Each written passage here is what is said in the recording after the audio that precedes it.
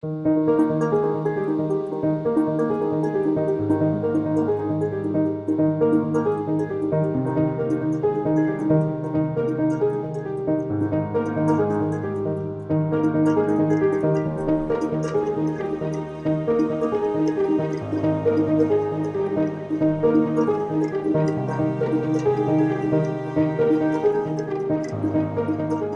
is another video in the series Getting Started with Extreme Vigilance from Scianta Analytics.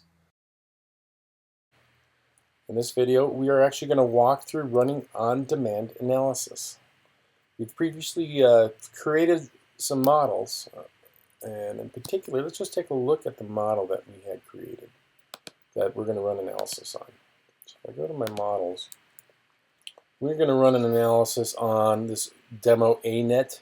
This is a common one that we use when we demonstrate extreme vigilance capabilities.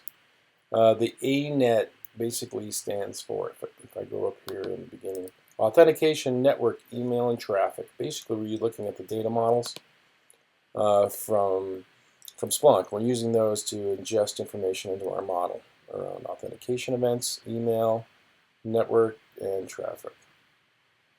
And we've loaded historical data for this. We've built this model, it's active, and we got a nice summary of the historical data that was loaded. It's active. So we can actually go run an analysis. So on the menu bar here, under Analysis, you'll notice there's a menu item called Analysis on Demand. Let's go ahead and click into that, and we'll see each analysis type that we have. You can actually run directly from here. There's actor analysis, actor data week, peer analysis, threshold analysis, sequence, and threat. Nice little description on each one of those, so when you pick one, you can just drill into that image right there, or that whole box. Let's run a basic threshold analysis. So for our model, ANET, we're going to actually run it across all the data sources, all the terrains, information that we pulled in, so we leave it at all. And I want to actually run this for a particular day. So let's pick one. Back in July, I've actually previously loaded data through the 19th, so let's. I'm going to run I just want to look at the activity on the 20th of July. So I'm going to set my range for the day of July, 20th of July. I'm going to go ahead and click the button and let it run the threshold analysis. Now remember, we've got all this information we loaded historically into the model, which we've established as the baseline or our normal behavior for this user. And now what we're doing is we're taking a new day of events, all that activity, and threshold analysis is going to look at all the individual values, which in our model we call them terrains, and we look at things in 4-hour intervals throughout the day. So there's different types of anomalies that we could look for when comparing it to normal. And what it's doing is it's actually running that analysis once across each one of those dictionaries that we have. If I select it on here, so there's an authentication, email, session, and traffic. And as soon as this thing completes, the status here will go from in progress to completed. And I actually can drill into the reports view, and we could actually take a look at that. Now we're going to also do the other analysis types too. Maybe not every one of them, but to give you the general idea of how I can actually kick these off. Okay, so this should be done here in just a minute. Yep, there we go. Just go ahead and click on View Reports. It should be the very top one row listed here. Because I have a bunch of other analysis that I've run here frequently. But I just did one right here. It's an on-demand analysis. The thresholds. There's 5 different data dictionaries that were used, if you remember.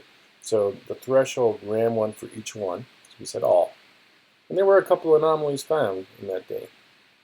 For 100 actors doing all kinds of activities of the day, that's relatively low, so that's pretty good.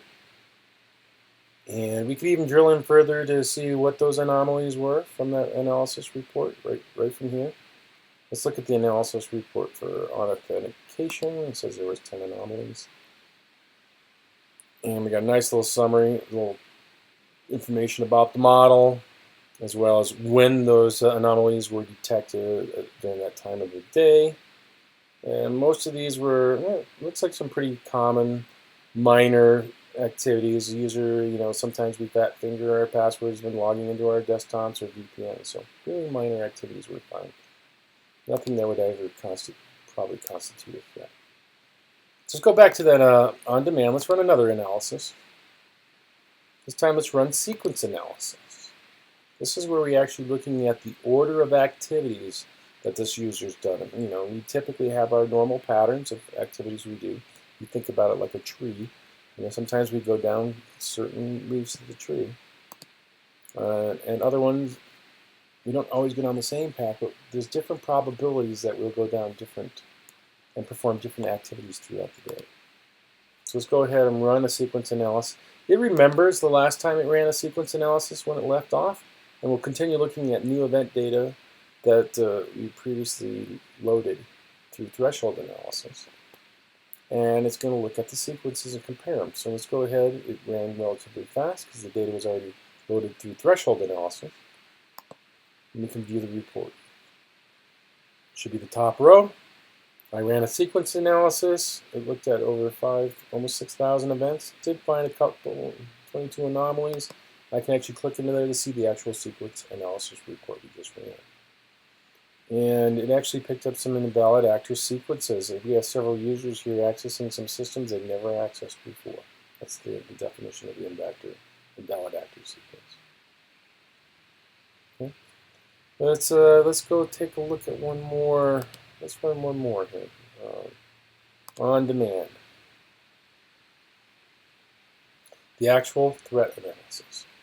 These three on the right-hand side kind of go together because typically you run a threshold analysis. The sequence analysis now looks at those events that we just did a threshold analysis on. And then now threat analysis is going to look at all the anomalies generated from those two. Basically in the way that we just did this one. So let's go run a threat analysis. It is important that this is the same date range of the previous one I ran. Just so I know I'm analyzing the same anomalies that I did before. That I just did. I looked at in the one day, which was July 20th, right? So we'll go ahead and run the threat analysis. And what threat is doing is looking at all the individual anomalies in that interval, and it's taking into account the criticality of the individual actors, as well as criticality of the assets their actions touched, all those activities. So we can go ahead and click on the view report, look at it actually takes us to the actor threat dashboard. And it's only showing the results for the 20th. Note the date selection is already selected. And it found a few anomalies. And we actually saw the anomalies earlier, but we can actually drill into these and get a lot more details about them. And so out of curiosity, just click into one, Jennifer. And the actor threat will show us the sequence of activities associated with this user. And there was one where email. In this case, this was the user whose account was taken over, and lots of emails are being sent crazy out of here. If we had seen the previous videos when we walked through the analysis dashboards, this is that same actor that we had lots of different activities. You can see lots of emails going on, so close in time together, repeatedly. Okay, so let's go. I think that was pretty good. I should point out we do have some great online documentation too. The getting started. So in particular, the analysis on demand.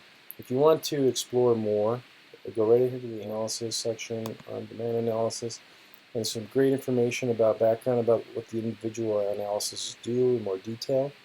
We'll actually walk you through what we just did, for example, on threshold analysis, walk you through doing the sequence analysis, threat analysis, and the other ones that take a bit longer time, like actor analysis and peer analysis. We get some great information here to help you. So thank you for your time.